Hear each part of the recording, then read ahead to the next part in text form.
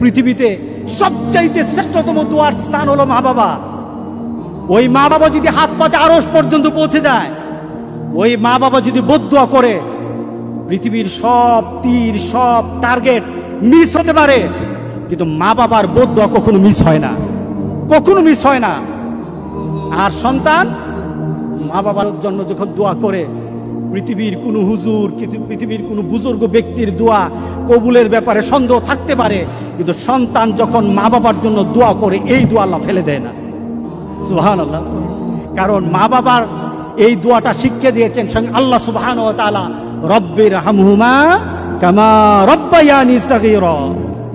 আপনি কবরে থাকবেন, আপনি প্রত্যেক নামাজে আপনার সন্তান দোয়া করবে আপনার জন্য, রব্বির হামহুমা কামা রব্বায়ানি সাগীরা। পড়েন, মা বাবার জন্য দোয়া করেন প্রতি নামাজে বলেন মা বাবার জন্য, রব্বির হামহুমা কামা রব্বায়ানি সাগীরা। আপনি দোয়া করেন, দেখবেন আপনার দোয়ার কারণে আপনার সন্তান আপনার জন্য দোয়া করছে। আপনাকে আল্লাহ যেন এমন সুযোগ করে দেয়, এমন কুলাঙ্গার সন্তান যেন আমাদের সন্তানগুলো আল্লাহ না বানায়। সবাই বলেন আল্লাহুম্মা আমিন।